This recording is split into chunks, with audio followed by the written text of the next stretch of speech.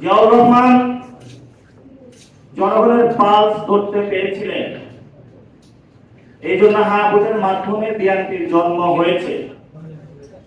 খালেদা জিয়া জনগণের পালস ধরতে পেরেছিলেন,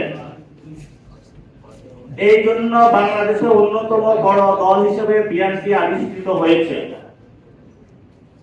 কিন্তু এখন যারা রয়েছেন ওনারা যদি এই জনগণের পালসটা ধরতে না পারেন, নিজের পায়ে নিজে কুড়াল মারেন, তাহলে আমাদের করার কি আছে? এই জন্য